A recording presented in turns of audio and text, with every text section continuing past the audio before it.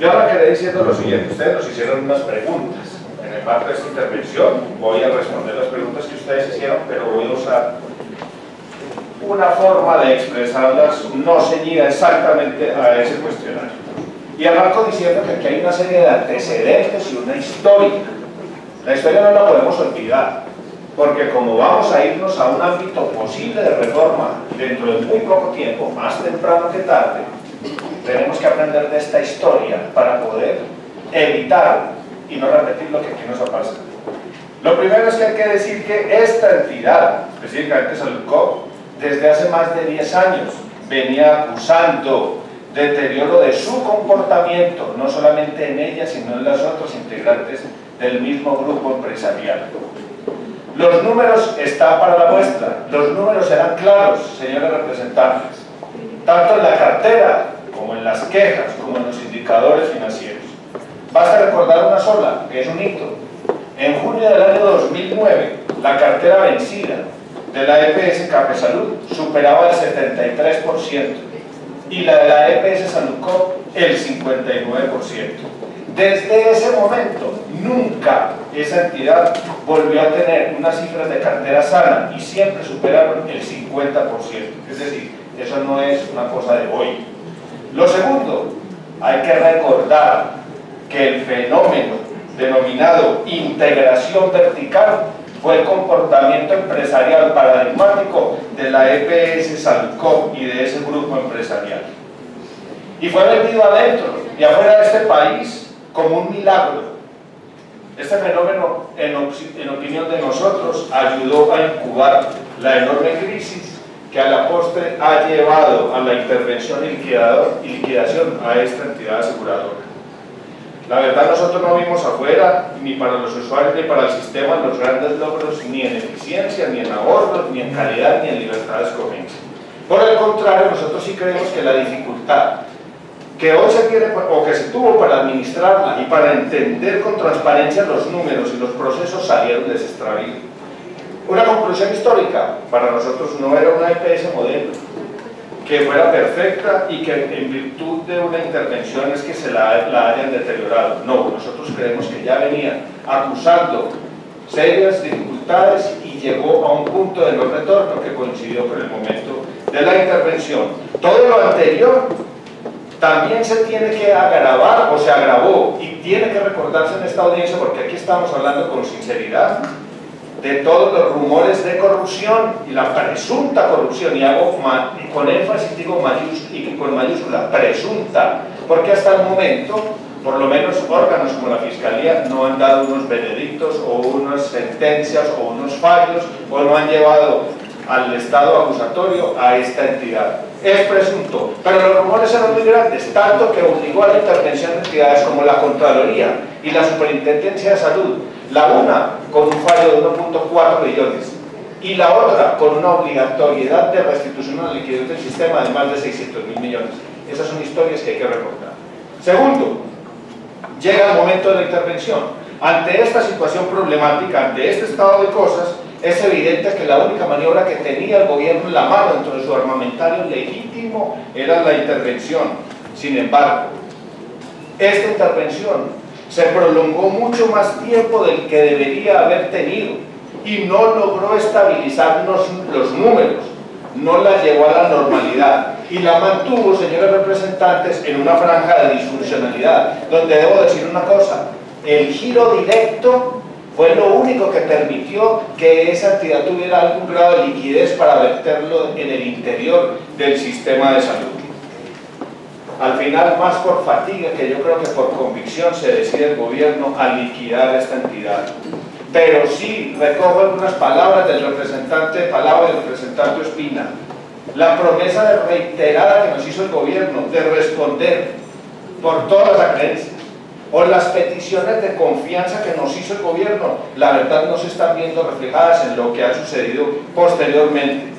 El gobierno al final no se decide a nacionalizarla, tampoco se la devolvió a sus administradores originales, pero no la pudo habilitar para seguir en el sistema. Y al final de la EPS tuvo un comportamiento muy similar al de otras EPS que se han comportado mal. No reconozco, no audito, no recibo, no pago, y es un círculo vicioso, igual al que tienen muchas otras entidades. El tercer punto entonces es, luego de la intervención, llegamos ahora a la liquidación. Decretada, inicia por allá en los meses de diciembre y enero para la recepción de las facturas y de todas las cuentas y de las acreencias para avanzar en lo tradicional de ese proceso.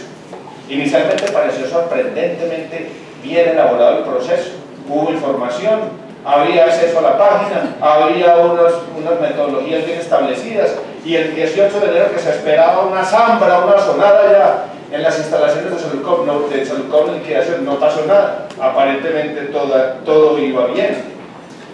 Ustedes nos preguntaron cuánto eran las acreencias, aquí ya mostraron los números, por lo menos desde la prestación del servicio eran 4.1 millones, glosaron 3.2 millones, que es un exabrupto, es decir, un 78% de glosa es una cosa abominable. Yo les debo decir, un hospital medianamente bien administrado no tiene que tener cifras superiores de glosa inicial del 3 o 4%, y al final la glosa terminal queda en 1%. Entonces, ¿qué pasó? De verdad es que no sabemos facturar, no sabemos, estamos haciendo presentación de las cosas que no tocaba. Ese es un punto fundamental de la discusión de aquí para adelante. En el promedio fue un 21% de reconocimiento, las entidades de nuestro gremio llegaron a un 51%. Pero el problema empieza cuando aquí, señores representantes, se da inicio al tiempo de los recursos de reposición. Empiezan unos temas que todos ustedes conocen, que son los anexos 5 y 7, donde a usted le dicen, le recibimos tanto, le reconocemos tanto y le devolvemos lo otro porque tiene unos problemas que son enmarcados en determinadas causales, y esas causales aplican a tales y tales papeles, a tales y tales prestaciones o facturas. Pues resulta que eso se empezó a enredar y no hubo claridad. Viene una etapa que se extiende hasta hoy, donde en las notificaciones individuales ha habido una gran cantidad de idas y venidas con la información, donde ha habido cambios numéricos, donde las entidades suben y bajan en sus niveles de reconocimiento y aceptación de la deuda, cosa que nos deja a nosotros con una enorme preocupación, y hay inconsistencias tan grandes como que a veces hay valores reconocidos mayores que los valores radicados, tal y como usted lo mostró hoy. Nosotros tenemos una gran incertidumbre en este momento porque ese proceso que parecía bien manejado, bien estructurado, hoy está estancado. Nos han dicho el 7 de marzo una firma que se llama HeOn, Health Online. Dice, a la fecha de hoy existe una inconsistencia de datos en la tabla de resoluciones.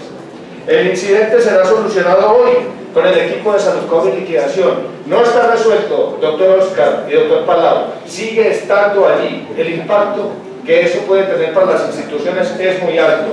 Nosotros tenemos reclamaciones exactamente en nuestros hospitales y clínicas por 511.000 millones, glosados 250.000, reconocidos 259.000. Lástima que no está el señor liquidador por lo que voy a decir aquí. ¿Cuál será el valor final de esto? Aún no tenemos nosotros indicios. Pero debo decir claro, cualquier monto que no se reconozca y que no se pague, si viene derivado de una correcta prestación de servicios, donde se incurrió en gastos para poder atender a los pacientes, si eso no se reconoce, eso no tiene otro nombre que una defraudación y un detrimento patrimonial de las instituciones hospitalarias, tanto públicas como privadas. Yo no puedo creer que el éxito de una liquidación esté en no reconocer, o en no pagar, o en reconocer poquito para pagar poquito y después decir que entonces se hizo un cumplimiento total del pago. Yo creo que aquí se debe recordarle a la liquidación de Saludcom y al Estado colombiano que esta situación no es aceptable y que nosotros no estamos mendigando aquí el pago de unos, no estamos mendigando unos recursos o pidiendo que nos hagan un favor. Nosotros estamos exigiendo la remuneración por unos servicios efectivamente prestados, realmente prestados a una población. Lo que sigue, déjeme que voy a concluir, doctor Oscar, con lo siguiente, con 2 puntos. Miren, lo que sigue, ¿qué es? El tema de Café Salud, muy bien. Luego del reconocimiento, entonces, vendría el pago. La amenaza que se viene es hasta dónde los activos cubren los pasivos. Muchos dicen, es que todas las liquidaciones son así. No, señores, nosotros en este caso tenemos que exigir algo diferente porque esto no es una liquidación, esto es una mega liquidación. Esto es el 25-30% del régimen contributivo colombiano.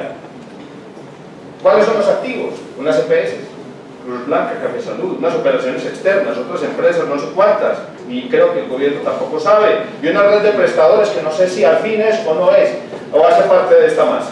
¿Cuánto vale esto? Este es un proceso largo, con una firma externa de evaluación. Hoy en día la respuesta es ni idea, no sabemos cuánto es lo que vale. ¿Cuánto se demora esto? Ya sabemos que en 2016 no se va a alcanzar, o sea que para el 2017. Y ahí es donde viene el tema de Café Salud. Café Salud fue habilitada para esto, para este proceso. Esto es un auténtico proceso de equilibrismo conceptual y jurídico, porque resulta siendo parte de la entidad de liquidación, o sea, propiedad de la entidad de liquidación. No tenía una habilitación financiera, tenía unos números en rojo y fueron compensados con unos bonos convertibles en acciones por 200.000 millones de pesos.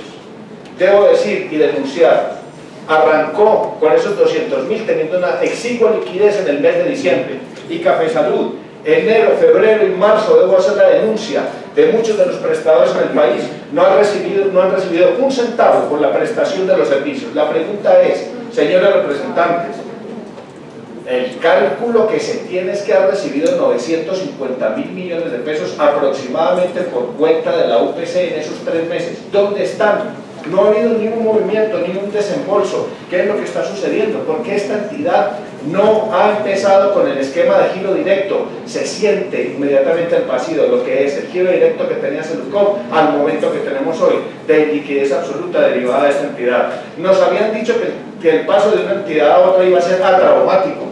Tal vez ha sido traumático para los pacientes, yo creo que no ha sido traumático para los pacientes, pero para la institucionalidad hospitalaria no ha sido traumático, no hay red, no hay contratos formales, los pacientes todos nos tienen que entrar por urgencias y no hay pagos, le vemos un altísimo riesgo a este nuevo gigante. Y así lo quieren vender a las volandas, a nosotros nos parece que esto no es conveniente. Hay que ir a una presión para pagar, señores representantes, porque entonces dicen, ustedes no se opongan a la venta, porque de ahí es que va a salir el pago de ustedes. Yo sí creo, y paso a las conclusiones y recomendaciones, que era la tercera pregunta de ustedes, de las cosas prácticas. Yo sí creo que hay que hacer cosas alternativas para evitar que aquí se vaya a dar todo detrimento patrimonial gigantesco al sistema de salud. Mis recomendaciones, ¿cuáles son? La primera, hay que desentrabar los procesos informáticos inmediatamente. Tiene que terminarse el proceso de reconocimiento, darle transparencia a esos números.